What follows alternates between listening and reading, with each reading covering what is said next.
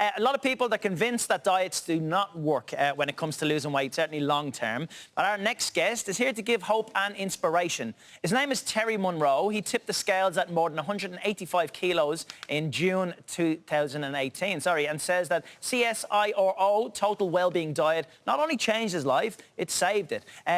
Terry joins us now from Brisbane to tell us all about it. Terry, thanks for taking the time for us this morning and telling us about your story here. Tell us how your size was impacting your life. Oh, it was just a horrible experience. I was so big, I used to have to worry. I was worrying about if I'd break a chair when I was going out to restaurants. I used to have to make sure I'd park close to the shops so I didn't have to walk too far because I'd get out of breath. I also have to make sure I had enough space on the door to get in and out of the car, and wasn't really living my best life. Yeah, were you at risk of developing diabetes? I was actually pre-diabetic, and I didn't find out until afterwards when I spoke to my dietitian about that, and she said, yeah, I've actually dodged a bullet, because even though I was 185.5 kilos, I wasn't actually diabetic, but I was pre-diabetic. I had a lot of other issues like, sore knees, sore ankles, just chronic health issues.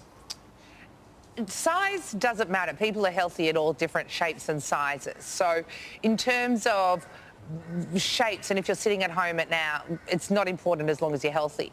But for you, was there a moment that made you decide something had to change? Did you feel it within you?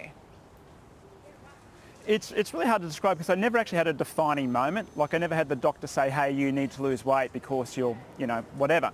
But one day I just realised, hey, I was just literally killing myself with food, and I just decided from then I was going to make a healthy lifestyle and change, and that's when I found the CSIRO Total Wellbeing Diet, and it literally changed my life. And like you said, didn't just change my life, it actually saved my life. Well, you seem so positive, Terry, as well.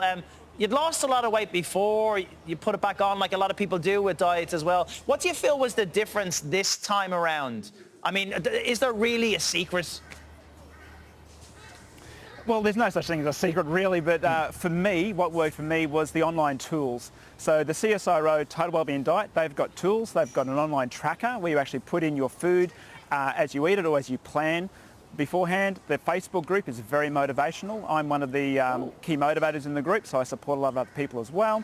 The online tools have been fantastic, and I actually ended up educating myself as well, just through the tools and through knowledge gained over the years, to now being a point where I've maintained that weight for nearly 3 years now. I lost 100 kilos in 2 years and kept it off for nearly 3 years now. Good on you. And when we think of diets, we think that we can't even have milk in our coffees, which sounds horrendous. But I do hear a little whisper. Do you really still get to eat ice cream every single day?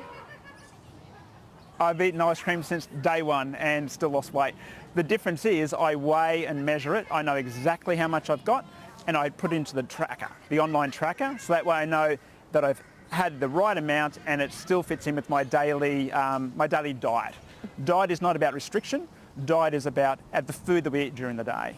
Just want to show you these. These are my old pants. Wow. 157 centimetre pants. Terry, were you happy so when my son and I can both fit in them. When you wore those pants? Were you happy then? And can you kind of speak to happiness and also societal pressures? Did you feel the pressure from society to lose the weight? And can you kind of speak to body positivity, because we all want to feel positive in our bodies, no matter how, what size, as Jess said, and how we look. Yeah, look, that's a really difficult one, and I think it gets down to the individual person. Back then I probably was in a mindset of I didn't care anymore. I didn't really worry that I was, so big. I didn't realise I was actually killing myself being so big. But once my mind switched around, it was like literally a switch, and my mind changed around to focus on getting healthy. With losing 100 kilos, that was insurmountable at the start. But as I got closer, I broke up to little achievable goals, and that really helps me keep that momentum until I got close to goal, and my mindset and my mental health improved dramatically. I probably thought I was happy back then, but looking back, I was not happy.